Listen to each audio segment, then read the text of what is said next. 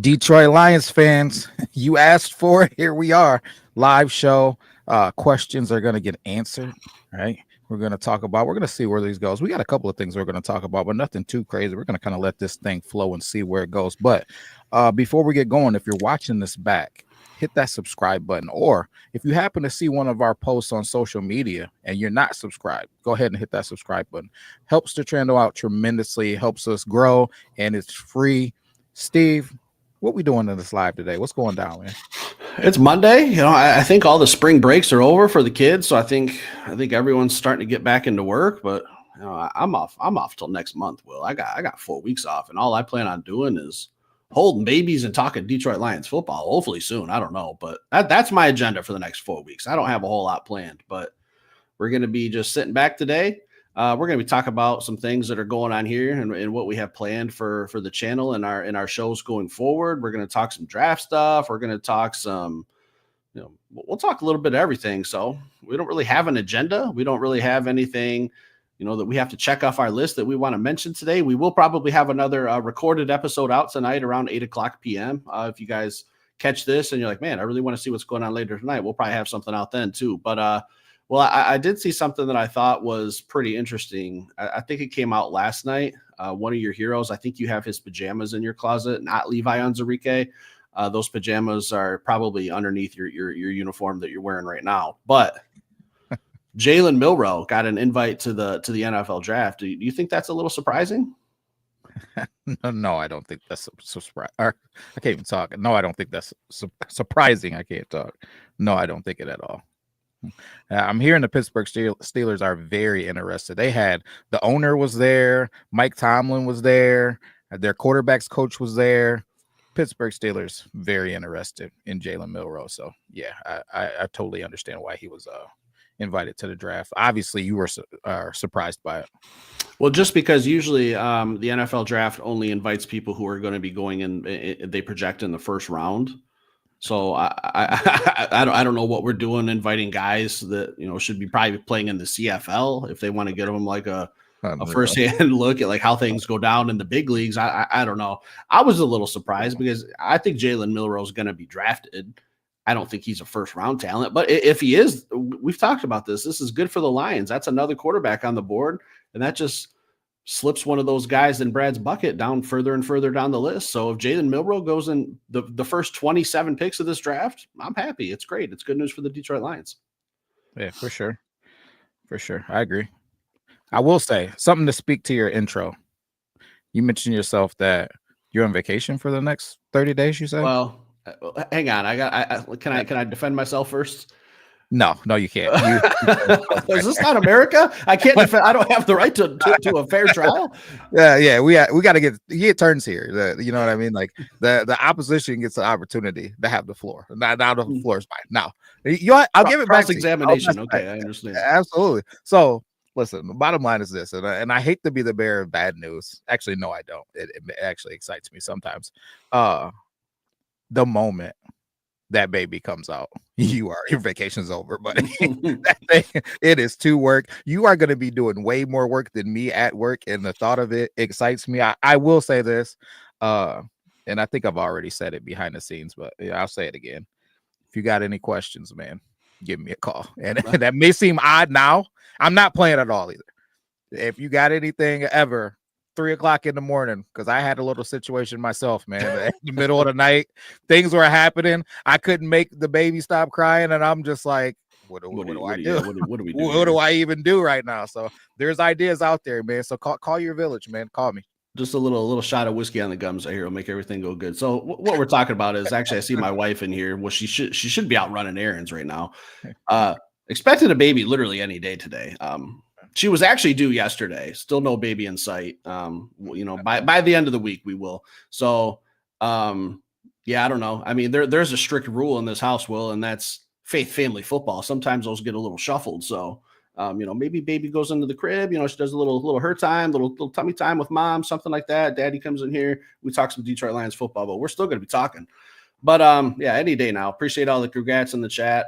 Mary Smith, new to the group. I feel like I've seen you comment before, but if not, welcome to the group. Yeah, back to Milroe. Look, Will, if he's pick 14, good news for the Lions. We've talked about this. Just slide, slide, slide. Let one of those guys that we really fall in love with in this draft slide. Kind of happened a little bit last year with, we ended up getting closer and closer to a more realistic trade and getting Tyrann Arnold with some more surprising picks in the first round. So anything that happens in the top 20, top 27 is just good news for the Lions. So I'm all for whatever's going to go on.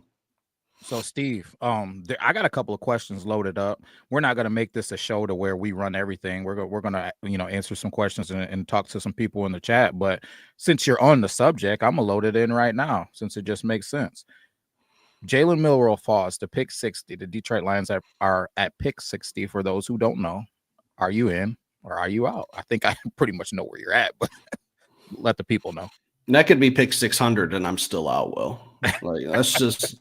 It's just I don't see it. I just don't see where he would fit on this team. Like, I don't know Hendon Hooker's future. Jared Goff's QB1.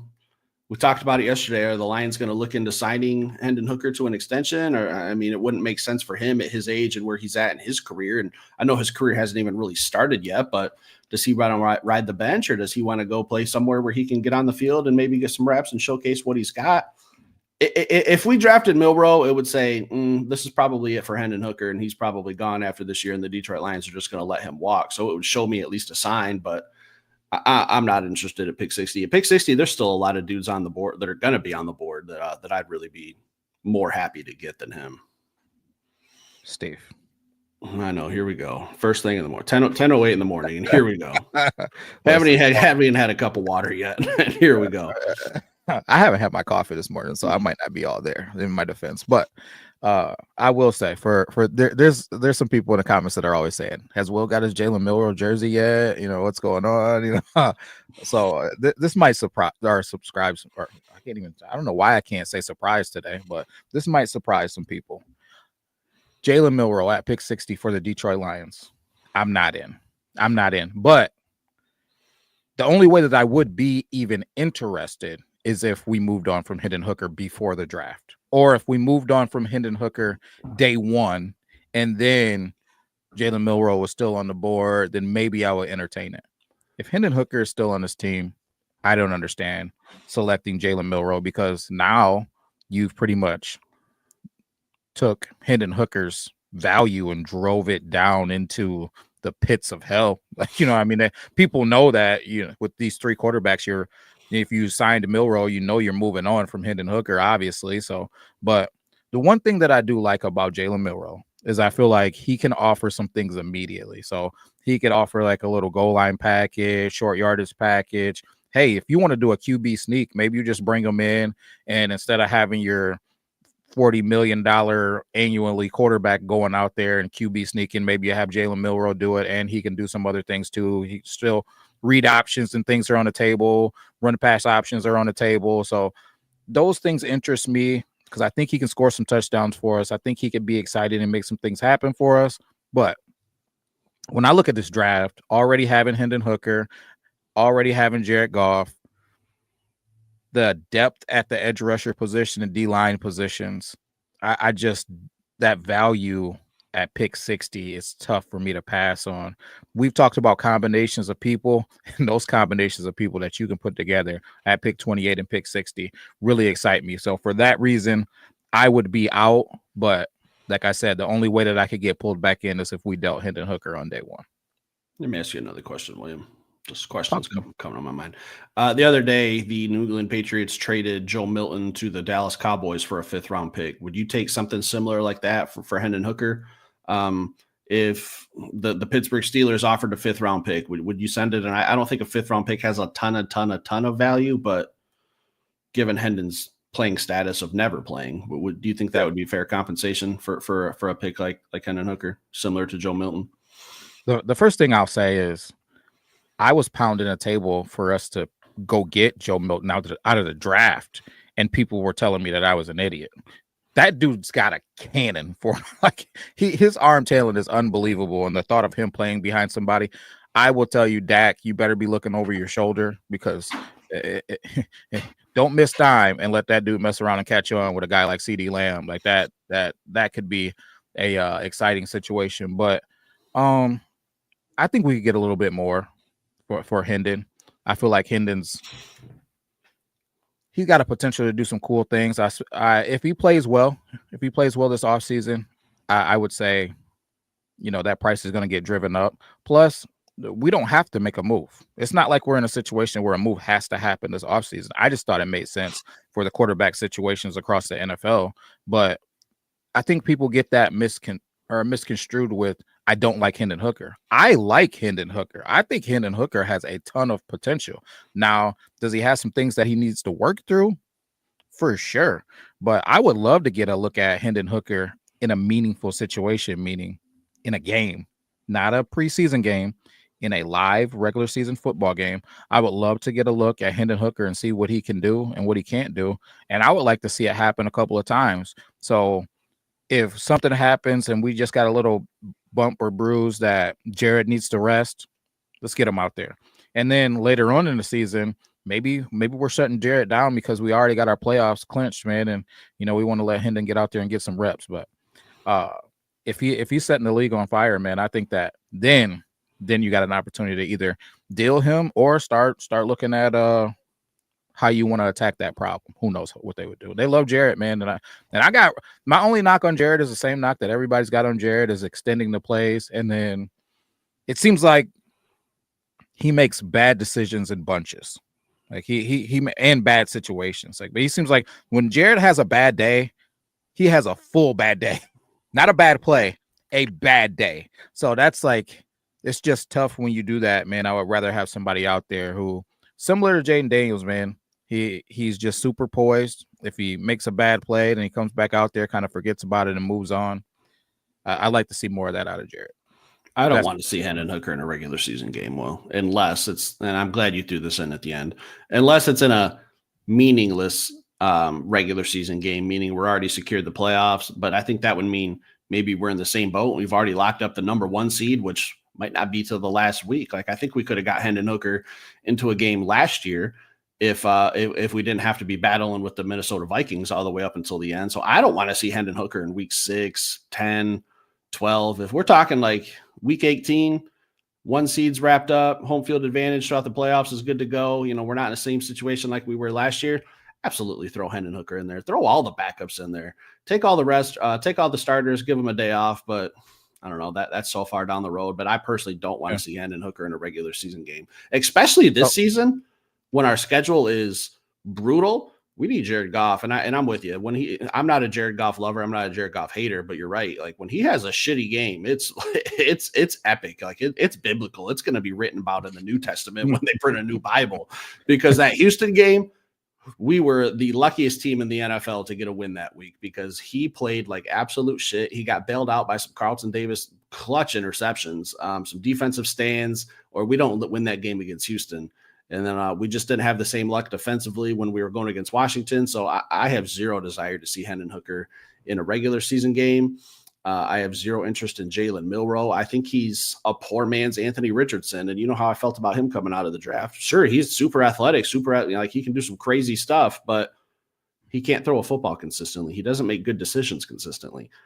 As a quarterback, athleticism will get you very, very far. But if you can't make good decisions and take care of a football, you're going to have a rough time. And I know what you're going to say. Anthony Richardson should have sat for a year, but no. Are we talking about Hendon Hooker can't make good decisions? No, Jalen Milroe. Okay. Come on, Will. Come on now, geez. I was like, whoa, hold on. What is that? That mirrors perk up.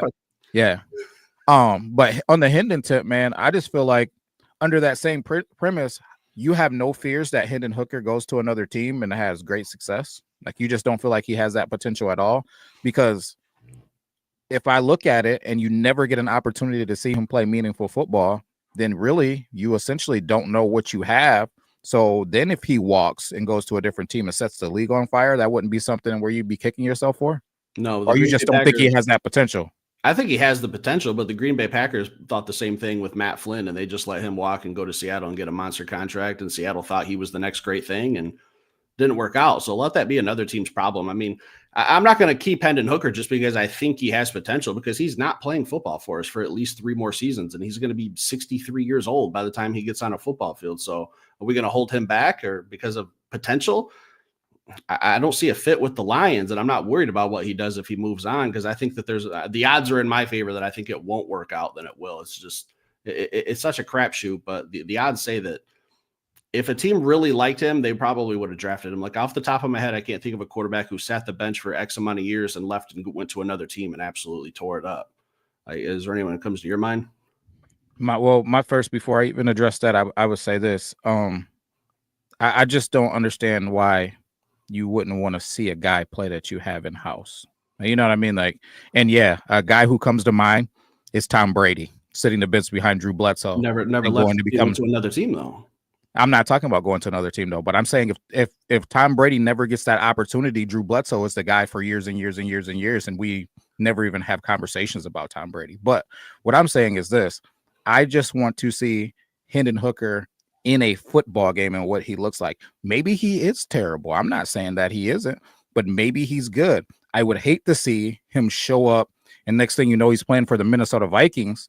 And we said, man, I'm happy he never played for the Lions. Oh, shoot, he's torching us with the Minnesota Vikings. Like, you know what I mean? So that's my mindset. It's just, I would like to see, and I hate even saying it like this, but because I hate talking about players getting injured. So if it was a situation where Jared just missed a game, like I'm not saying Jared, tear his knee up and he's out for the season or anything like that. I don't want that at all. But if Jared got a concussion and he missed a week or 2 weeks or something, and then we got an opportunity to see Hendon, and then Jared came back. That's all I'm saying. I would like to see Hendon out there in his third year in the league, getting an opportunity to actually take meaningful reps and snaps so we can see what he is or what he isn't, and then make our decisions and our assessments from that. Right now, we're making an assessment based off pretty much preseason for a cup of coffee and college, man, which you can't assess a quarterback off of those things. So that's kind of where I'm at on it, man. I would really just like to see him in that Honolulu Blue, taking a starting game and see what he is or what he isn't, because all I can think about is this. The dude has a cannon for an arm. We got J-Mo. We got a run game. We got a good offensive line. The dude can extend football plays. If he can be a 75% of what Jared Goff is and extend plays, this offense could be scary. Because I think about that. If Jared Goff extended football plays, this offense goes from 33 points a game to probably 43 points a game immediately. Like it just gets exponentially better, man. So not turning into this until you can talk about Hendon Hooker and Jared Goff forever, man. But that's just all I'm saying is I just like to see him in a meaningful situation before he goes somewhere else so we can make that decision. You want to talk about some Detroit Done 313 news and what we're thinking, Will, now that, it's been about 20 minutes. We got some people in here kind of letting us build a little bit. For sure. So me and Will have discussed and came to a decision that our next giveaway, and we love doing giveaways. I love doing giveaways because it means channel's growing, channel's doing well. People are supporting us. We want to support those people who support us. Our next giveaway is going to be when we hit 100 members. We are going to do a members only giveaway if we hit 100. I think right now we're at like 45. So it's not a crazy number, 55, 57 members, something like that. We're going to do a live stream where only members can watch, only members can comment. So there's no confusion on who wins and who loses. We're just going to spin the wheel and see what happens. So think about becoming a member. There's 2 tiers. Tier 2 gets you extra entries into all the giveaways. We're thinking doing some more jerseys, some more gift cards, some updated jerseys with all those jerseys numbers switching up. We might try to get a new Jahmyr Gibbs, a new Jameson Williams, maybe a Terrion Arnold. We'll try to get our hands on some of the newer jerseys and do some giveaways. And that's going to be for only members. So regular subscribers, hey, we love you guys too. Much support. Our channel wouldn't be where it is without you guys either. But the people who donate their money to us and give it to us, we try to give it back. So that's our plan. 100 members, we're going to do a nice little giveaway for members. Maybe we throw in some like dinner gift cards or something, throw some random stuff in there too for some of our members who support us. So it's much appreciated. Think about becoming a member, not required. It's appreciated. What else you want to talk about today, Will? On that same token, I'm a host. Cy Gray, much appreciated. On that same token, I'm gonna hold you to this too, because we talked about this off air. For our subscribers, we still want to do another giveaway at 15,000. Now, that won't be the same as when we hit 10K, where it's not going to be crazy, but it'll do the same thing, jerseys and everything else too, man. So we want to do that as well, as far as, but we're even looking at linking with somebody else to do some crazy stuff for the members. We don't want to say it and then not do it, but it could get even crazier. So Scott Young, appreciate it.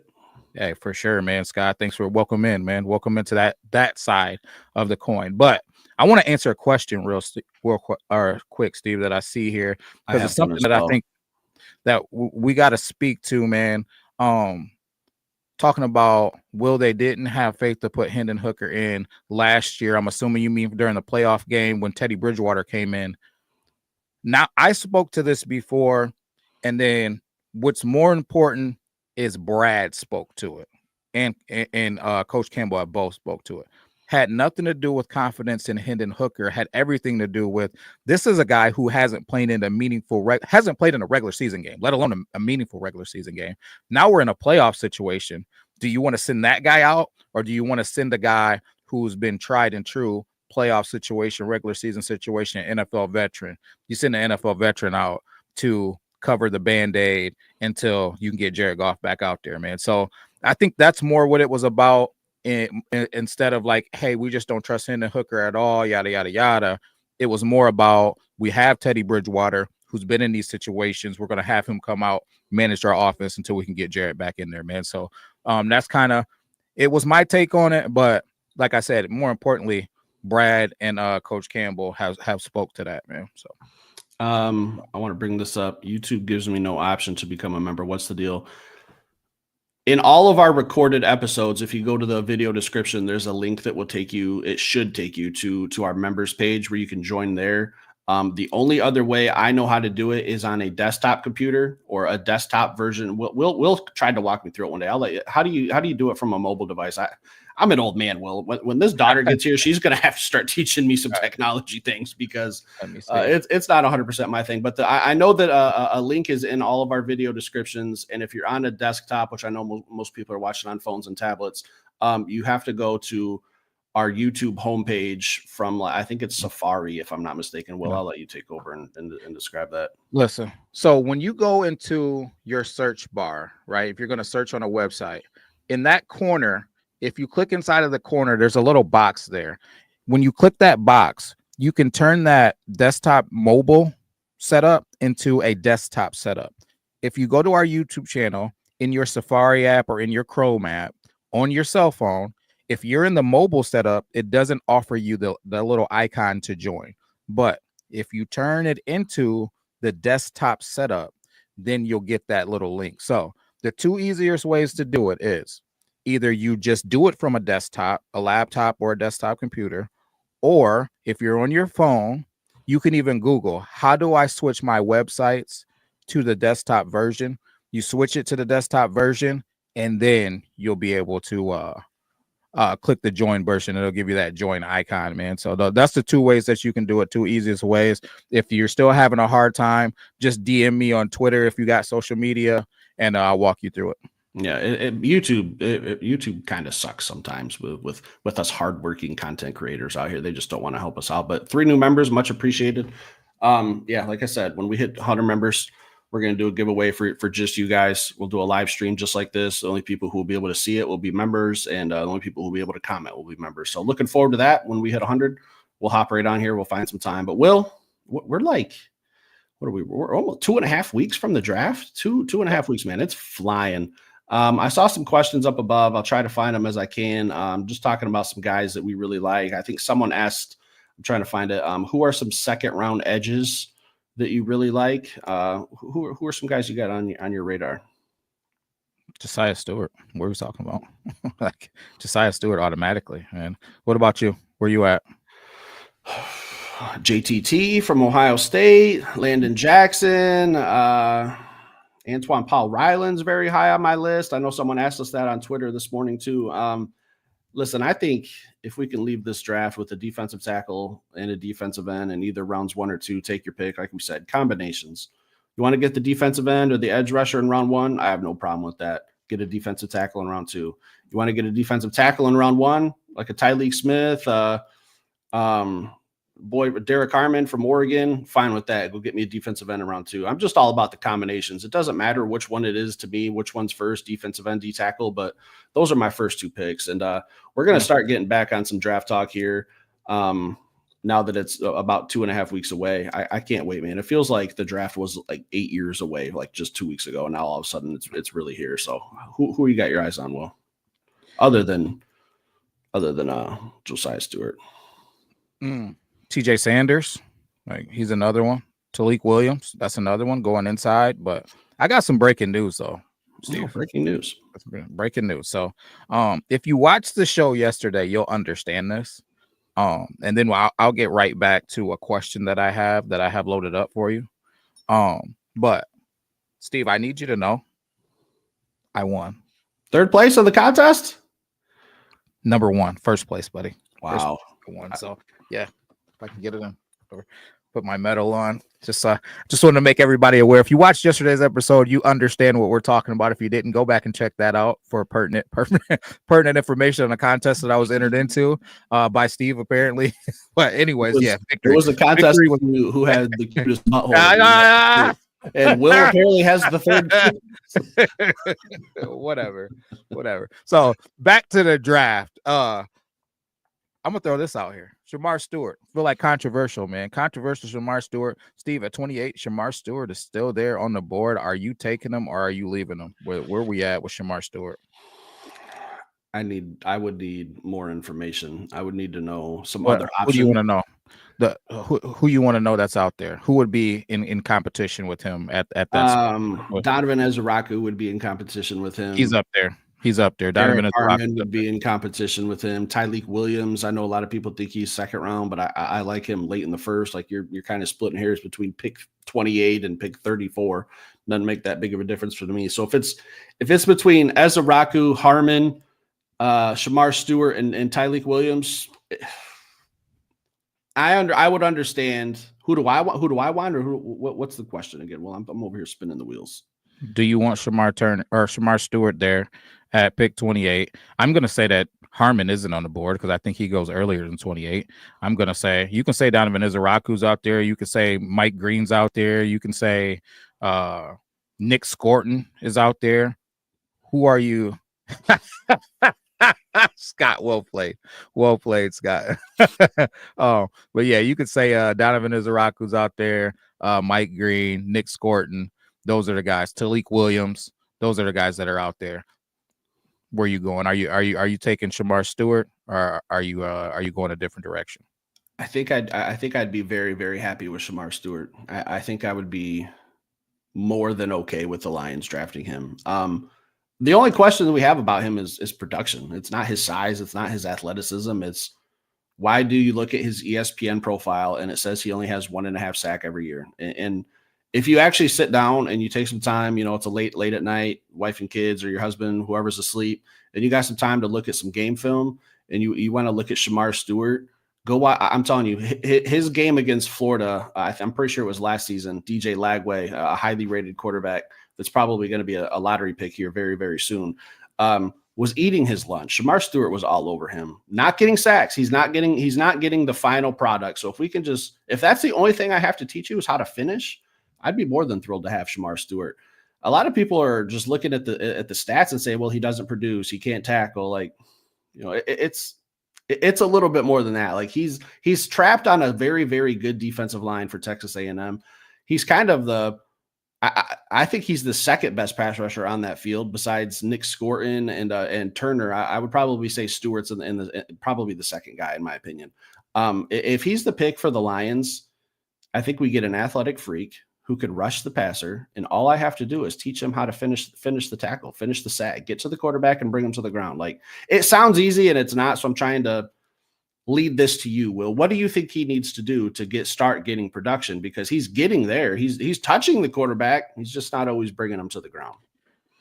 It's not going to be a popular take, but I don't need him to have production with the Detroit Lions. I need him to be what the Detroit Lions are looking for from a scheme standpoint. They're looking for a big, strong defensive end who can stop the run first and be disruptive. They're not looking for a guy that has to get sacks, right?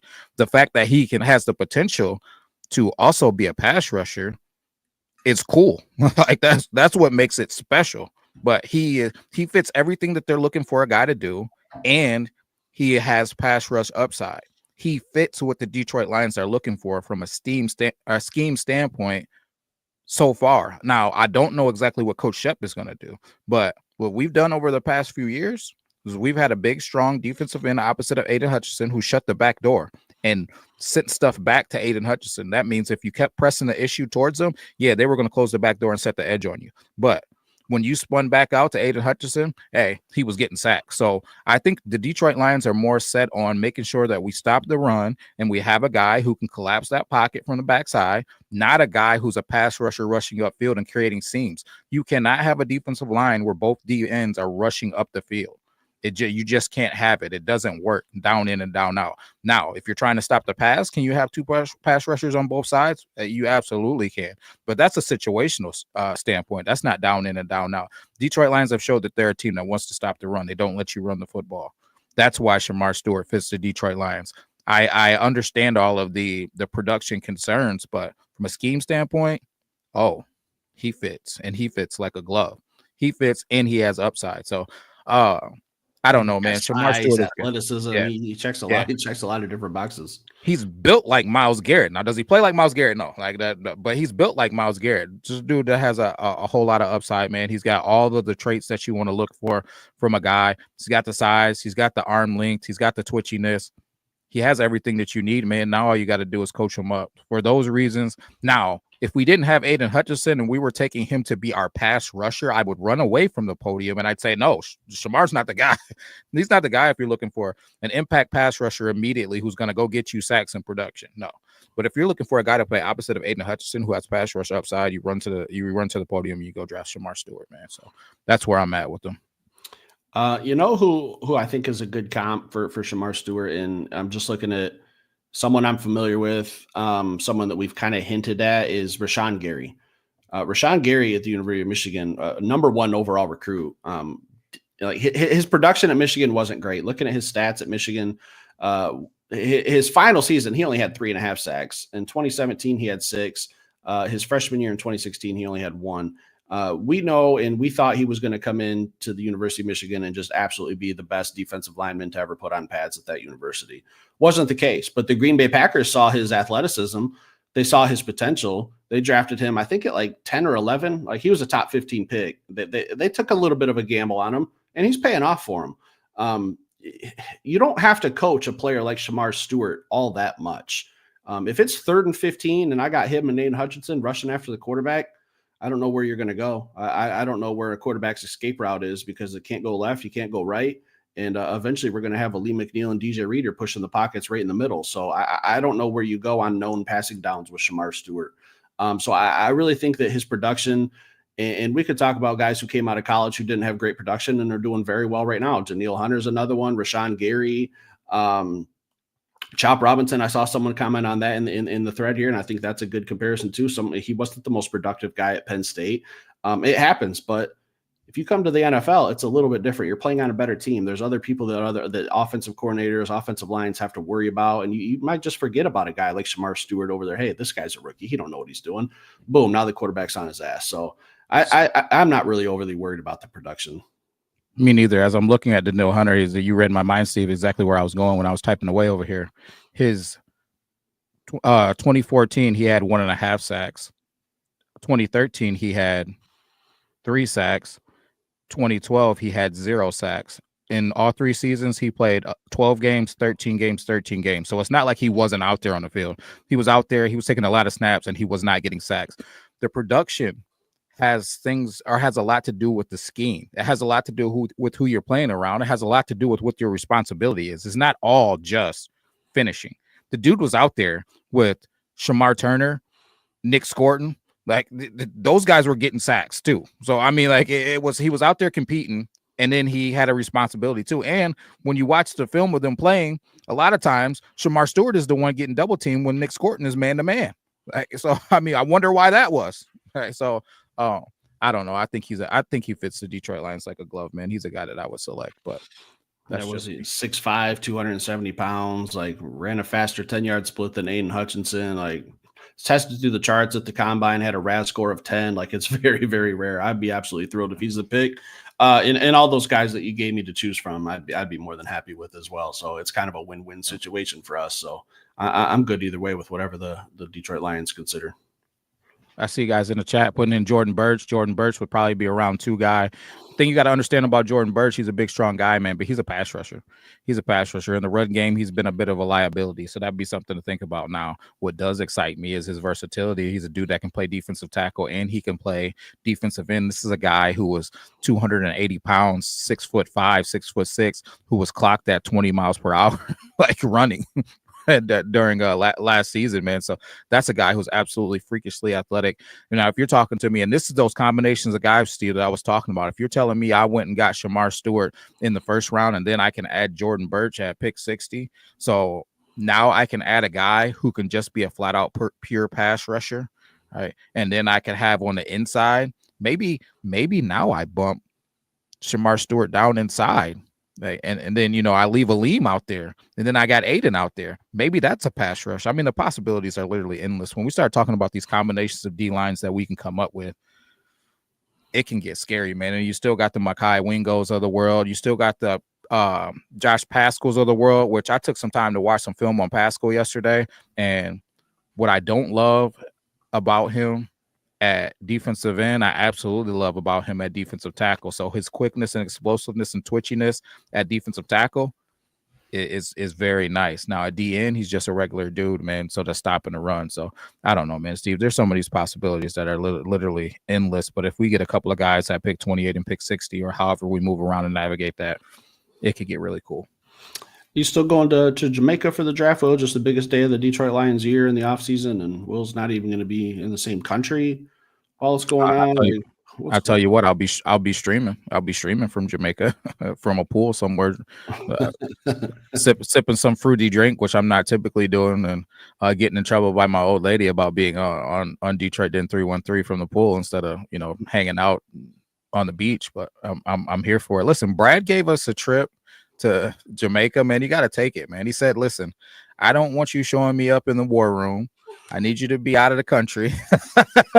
So yeah, man, we're taking it, man. We gotta do what we gotta carry. Hey, the Detroit Den 313 isn't making enough money to send us on vacation yet, man. So I gotta take it where I can get it. You know what I'm saying? I don't know. I'll be at home. I don't know exactly what our plans are for the draft. Life's gonna change here from the Perkins household pretty soon, so we'll have to see how things are looking. But you know, the thought of a draft day live stream is not out of the question. It's just a matter of logistics and how that's going to look, because those drafts go a long time. So we'll have to see. Not against it. We'll have to talk about it and see. With Will on vacation, we can't have him passed out in Jamaica, you know, getting taken advantage of because people are jealous and they want to see for sure that he earned that necklace that he's got around his neck.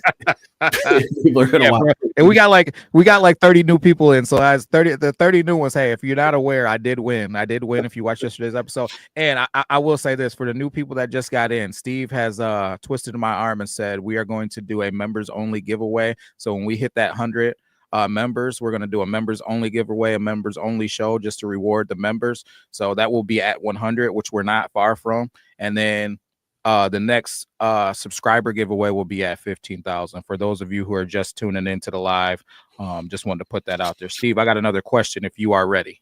You don't have to get ready when you stay ready, Will. I like that. I like that attitude. I like that energy. This isn't just for Steve, it's for everybody. So start typing away, put it in the comments. Who would you want to see? So if there was any player, past or present, who would you want to see us interview on the show? And so, Steve, any player, past or present, if we could have him on the show, who would you want to interview? The floor is yours. Oh, I have him on the show? Yeah. Oh, past or present? Can I do one of each? Can I do a past and a present? Just one? I'll go with Hutch, because I remember a long time ago, you know, and if anyone has an inside scoop, you know, he's got something on his Instagram that we take very, very personal. We take it very, very, very serious. He has on his Instagram, I believe it's still up there, that he's the world's greatest cornhole player, and we've been challenging him to a game for over a year. And we only put one rule on that, and that's whoever his partner is cannot be a professional cornhole player. Like it could be a teammate, mom, dad, sister, it doesn't matter. But if you're walking around with the title, I want to bring you on air and I want to get to the bottom of it and see who gave you that title. And then I want to compete with you for it. And I want to take that title from you and proclaim myself as the greatest cornhole player with my partner, Will. So I would choose Hendon Hutchinson past. Now, I'll let you answer. Then I got a question for you. All right. Well, I will say that I feel like the star power of Hendon Hutchinson, I just feel like he's got an aura about him. I was going to go Hendon as well. But if I'm not going to go Hendon, then I got to go with my favorite Lion of all time. I got to go with Barry Sanders. And I know that's probably going to surprise people that I'm not going to take BB, but I would have to go Barry Sanders, man. Have Barry Sanders on and just talk to him about all of the things in the past. How does he feel about the Lions in the future? How does he feel about Jahmyr Gibbs? Like, it would have to be a no-brainer. I'm getting Barry Sanders on. What you got for me? Now, my question is, if you could add any player to the team in the 2025 season, past or it'd have to be past, who would you choose? Any player to the team from the past? Yeah. Detroit Lion? Yeah. Or just any player across the league? Detroit Lion. Detroit Lion? Oh, man, that's listen, man, that's the easiest question that you ever asked me. I'm adding Megatron to this team, and good night. Really? Good night. Good night. Give me Megatron and good night. It's all she wrote. Just You're telling me now Jared Goff's he can just throw it up to Megatron on top of having Amon-Ra St. Brown, on top of having J-Mo, on top of having a phenomenal offensive line, on top of having Gibbs. Good night, Steve. Good night. Is there somebody that I'm missing that you? Yeah, that there's a monstrous someone you're missing. Stafford? Who are you talking about? Stafford. I wouldn't. Yeah, who are you talking about? Stafford. Consider him a Lion, really, if I'm being honest with you, Will. I just said that because you said if Stafford was on this team as the quarterback, we win the Super Bowl. So I thought maybe we could win a Super Bowl without Stafford. But Barry Sanders behind the greatest offensive line in the NFL, he would run in his prime. Barry would run for 2,500 yards, Will. He was a 2,000-yard rusher with the worst offensive line in the NFL. Can you imagine 1991 Barry Sanders behind an offensive line built like this? Well, it would just be home run after home run, and Calvin Johnson's second place in my rankings. But the greatest running back of all time, and Calvin's probably the greatest wide receiver of all time, but behind this offensive line, it would just be Jared Goff would have the easiest job in the world. Just turn around and hand the ball off Barry Sanders, 97-yard touchdown. Like, period. Like, we don't need anything else. And Calvin's the same way. Like, all right, I'm on the 3-yard line. All I got to do is throw the ball 45 yards. Calvin's down there somewhere, 97-yard touchdown. But it's fun. I often think about Barry Sanders playing behind this offensive line in his prime. Thoughts and prayers. Like, he would run for 2,500 yards. It wouldn't even be a discussion. I mean, I have a hard time arguing that. My only argument would be this: it would be the upgrade. And this is no disrespect to any of the Detroit Lions, especially Herman Moore, like those guys. Like, it's no disrespect, but what would the upgrade from Barry to Jahmyr Gibbs be? And what would the upgrade from Herman Moore to Calvin Johnson be? Calvin Johnson, the upgrade is unbelievable. You're telling me I still got Jahmyr Gibbs, right? I'm going to settle in on the top. I think he's the best running back in the league, but if he's not the best running back in the league, top 2, top 3 running back in the league, and then I'm still going to have Calvin Johnson. Thoughts and prayers. I'm going to say something, and it might be the stupidest thing I've ever said, but I'm just going to go ahead and say, I'm going to say what's on my mind, Will. If I had prime Barry Sanders, I'm probably looking at trading Jahmyr Gibbs. I'm just going to say, I'm going to think about it. I mean, prime Barry Sanders, the absolute GOAT, the guy who comes to Detroit Lions games and still gets a standing ovation, the greatest rusher in NFL history. I don't care about Emmitt Smith. Emmitt Smith had that dominant offensive line, and Barry Sanders is still better. You give me prime Barry Sanders today, I trade Jahmyr Gibbs for a first and a fourth in a heartbeat, Will. In a heartbeat. I'm sorry. I'm sorry. Hey, you know what? I'm not sorry. I'm not sorry for my decisions. That's exactly what I would do. I would trade Jahmyr Gibbs and I would have Barry Sanders on my team. Why not just trade David Montgomery? Like, and just have Jahmyr Gibbs running around in a slot, just running around like as a utility guy. I don't know. Just let's get back to business. Let's just get back to you're blowing my mind right now. You are blowing my mind. All about it. Goodness. All right, another question for you as we go through, and then we'll turn it over to everybody. Listen, does J-Mo get paid, or does Waymo get paid, or does he walk? Is my boy Waymo getting paid, or is he walking from the Detroit Lions? How do you guys feel about it? And Steve, how do you feel about it? Do we think that Waymo is going to get paid, or is he walking? Somebody's got to walk. Yeah, somebody's got to walk. This is it's like we're on a pirate ship and we're taking all these players that are due contracts here very soon, and we're saying, all right, someone's got to walk the plank and jump in the water and go somewhere else. It's probably Jameson Williams, and I felt a small little crack in my heart because I think he's going to be due. I think he's going to have a couple monster seasons here. If he plays 17 games with his potential, his speed, his athleticism, and what he can do with the football, I think we're looking at a guy who's going to have 1,500 all-purpose yards. And if you do that the next 2 years, what are you going to command? 25 million? Do we have another 25 million for players? When we're going to have to re-sign Hutch, he's going to want pretty much, I don't know, the whole state of Michigan and the Gordie Howe Bridge to be renamed the Hutchinson Bridge. Kirby Joseph's on the docket for getting a new deal. Brian Branch, Jahmyr Gibbs. We talked about Sam Laporta last night. Jameson Williams. I just don't see how there's going to be enough money to go around. And you said something yesterday about not wanting Sam Laporta, who's we'll say top 3 at his position. No, I'm not saying top 3. I don't say top 3. Okay, number one, but I'm setting the table. I don't think I can look at Jameson Williams and say that he's a top 5 receiver in the NFL right now. So how can I pay him $25 million? Like he's unfortunately probably the odd man out. The only thing that is going to save us and allow us to keep every single one of these players is if the NFL keeps making these TV deals and the salary cap goes up 25, 30 million a year. That's literally the only way.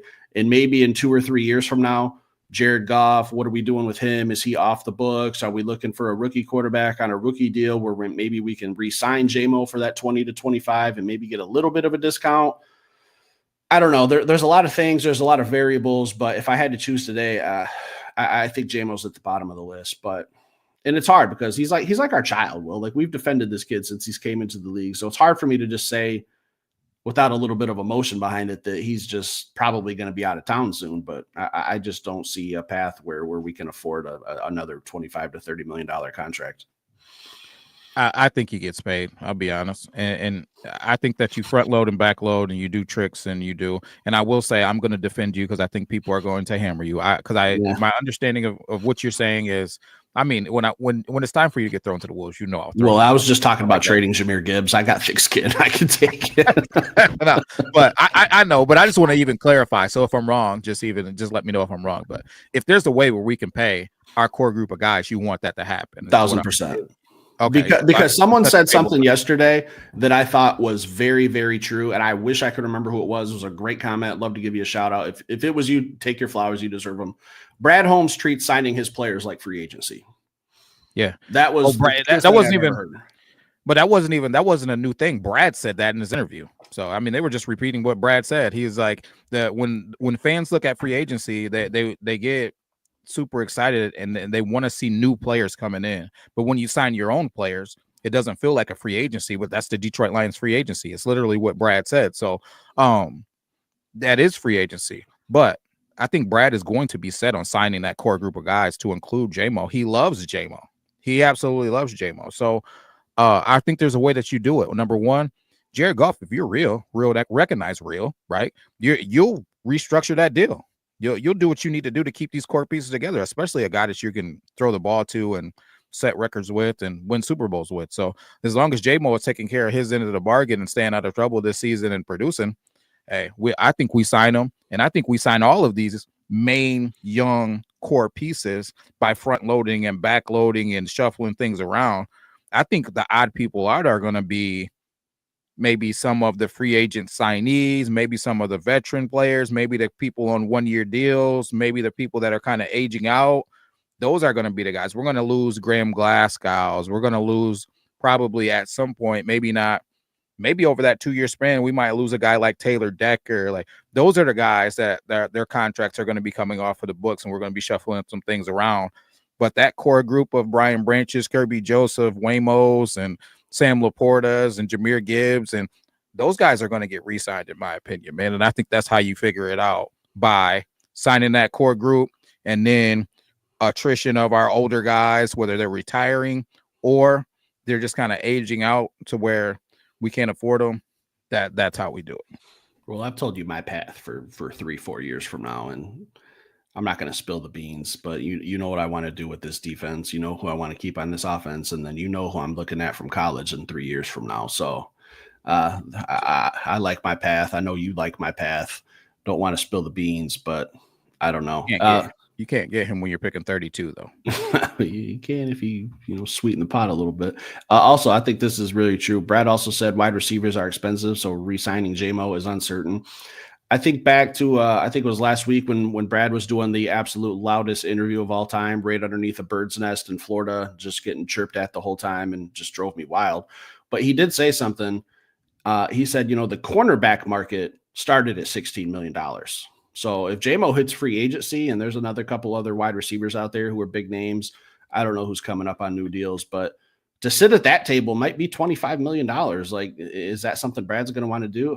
I don't know, because wide receivers are historically paid way more than corners, or they're like in the top three of highest positions paid. I'd say like quarterback, defensive end, and then your elite corners of the world. So it's going to be interesting, because I don't know, Will. I don't know how we're going to have the money.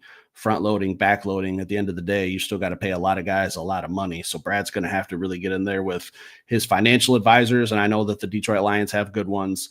The Ford family is never going to go broke. So they got the best financial people in the world. All NFL teams do, working these numbers and trying to figure out how to make it work. So I'm sure that they're meeting.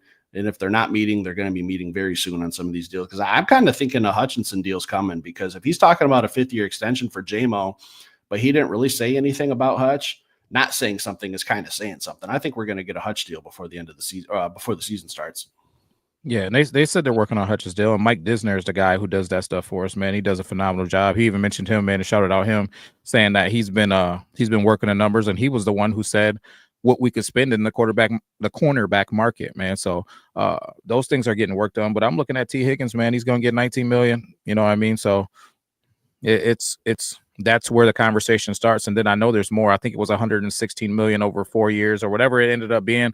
Like I said, again, front load, back load, and we can figure it out. But I want to drop a shout out on a comment and something that when we were asking about players who we could potentially bring on, shout out to what is it, my guy? What is that? Cy Gray.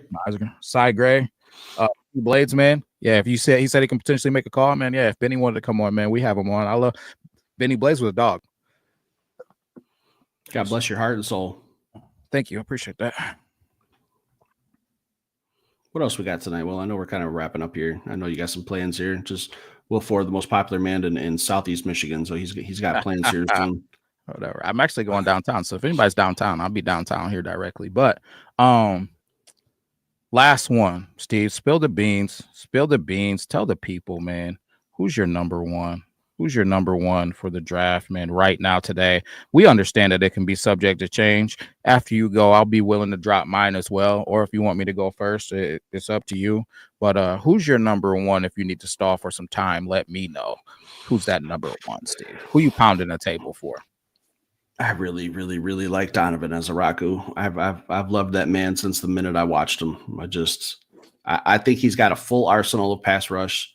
I think the combine validated some questions for me. I had some questions about his athleticism on film. He went to the combine. I think he didn't have the greatest workout, but I think it was better than what I thought. So you take his size, his athleticism, his production, his skill set. I think he's a perfect fit for the Detroit Lions. No questions, no personal character issues, none of that. So I don't even know if he's going to be available at pick 28, but if he is, I'm holding on to that draft card, but it's filled out and it's got his name on it, and I'm not sending it in unless I get a hell of a deal. If no one wants to make a trade and I don't have to, and I can't trade back and get more picks, because my main philosophy is, can I get four guys in this top 100? So if no one wants to make a deal and his name's on my draft card, I have no problems turning it in. I think he's a good fit. I got some guys I'd sprint to the podium for in round 2. but it's all dependent on what happens in round 1. So I can't really dive into that. Maybe I'll do that later in our draft talk shows later this week. But who's your guy, Will? Well, first things first, I'm going to say this. Are you nuts? Nope, I'm not nuts. Are you nuts? Listen, I love Donovan Izoroku. Does not fit the Lions, in my opinion. Does not fit the Lions because he's a baby. He's a little baby, right? And there's a little baby that I'm interested in. His name, and this will get people riled up too, but his name is JPJ, man. His name is James Pierce. And the only reason why I'm interested in him is because of his athleticism, him being able to run that way that he can run. I think there's a situation where you can go get an additional edge rusher at pick 60. You can have him out there, and then you can maybe move Pierce to that Sam linebacker position and let him be another rusher, another blitzer, another disruptor, or you can drop him back. There's just so many versatility things that you can do. That's the only reason why him and his small frame is in the conversation at all. But Donovan Izoroku, I just think that he is going to be a odd front backer, man. He's going to be an odd front edge guy, and that's not what we do, to my knowledge, in Detroit. So for that reason, man, that's the only reason why I wouldn't be interested in them. I'm interested in all of these guys that are like the Nick Scortons and the Shamar Stewarts and even your boy, man. He's not one of my favorites, but JT, I think he would fit a little bit better, but I would be looking Landon Jackson. He's another one, man. Though all those big defensive ends that offer pass rush, those are the guys that I'm truly deeply interested in. Outside of that, it's the defensive tackle. So who am I interested in? Not named Shamar Stewart, who we've already talked about. It'd be Derek Harmon. He'd be my number one right now. If we're not going to go with one of those big guys, it would be Derek Harmon, because the thought of him next to a guy like doggone Aleem McNeil, Aiden Hutchinson, whatever edge rusher we can pick up at pick 60, or potentially, even guys that we have in the stable yet, or guys that are later on in the draft. I just think it gives you so many options, having an additional edge rusher there or an additional pass rusher there. So Derek Harmon, the upside with pass rush, the traits, the arm length, the quickness, the explosiveness, I just feel like him next to Aleem McNeil, ooh, baby. Next to Aiden Hutchinson, ooh, baby. Like that pass rush would be scary, man. So that right now, if I'm not drafting Shamar Stewart, then Derek Harmon would be my number one. I like James Pierce Jr. I really want to do a dive into him, not his football stuff, but his off the field stuff. I don't know if I fully believe it. Maybe I'm just trying to block it out of my mind because I'm hoping he's there. If he didn't have any questions off the field, he'd be my number one. That's the only thing that's really stopping me. So if someone's out there like trying to tank his draft stock, or if it's reports coming from a disgruntled ex-girlfriend or something like that, I know that Brad Holmes is going to do his homework. But that's really the only thing stopping me with James Pierce is he's got some question marks about his character. If we can clear those up and he's the pick, well, 10 out of 10. 10 out of 10, because he's a freak athlete. Just those off the field issues, question marks. That's the only thing. I don't have any question marks with Donovan Izoroku. You're absolutely nuts. Absolutely nuts. Shorty, shout out to you, man. I see you. Anything else today? No, man. Let's fill some questions though before we jump out, man. We'll slide through and fill some stuff, man, before we jump out of here. If anybody got anything, or if you've seen it and we missed it, man, just trying to talk about the stuff and go through some stuff, you might have to re-put it in. We're going through these things as we go right now, Steve. If you see something, click it in. Let me know. Hammer that like button. Also, I guess I can't ask that because we're going to do a show about it later tonight, about 8:00. Again, consider becoming a member. If not, at least hit the subscribe button for us. Helps us out. There's some I can't say, Will can't say too much. We're going to have to be kind of vague, but there's some things happening with Detroit Den 313. There's some things in works is all we can really say for now. Hopefully some big things, hopefully some things that would allow us to do some more live shows and more shows in general. So we'll have to see what the future holds. We'll keep it in our prayers. We'll see what happens, see if the Lord wants to bless us in that area. So, yeah, at least hit the subscribe button for us. It helps us out quite a bit. The bigger the number, the more we can do. I don't really see any questions. I see a lot of people just talking about who they like, and it's all guys that I like. All right, I'll let you answer this one, Will. You already know my thoughts. What you got? How do you feel about drafting interior offensive line or left tackle at pick 28? Well, Steve is going to tell you it's about the trenches, and I think he's talking about the defensive trenches mostly, but he would entertain it. He would entertain it maybe, but I'm going to tell you this. If it's Tyler Booker or Gray Zabel, I'm very interested. Now, it puts pressure on us getting this thing right at pick 60. It puts a lot of pressure on getting that thing right at pick 60. But I will tell you this, and I haven't got an opportunity. You'll probably see it here. I got some things loaded up where Taylor Decker and Giovanni Manu have been working together in this offseason. You've been hearing Coach Campbell talk about Giovanni Manu, and maybe he's going to play some guard.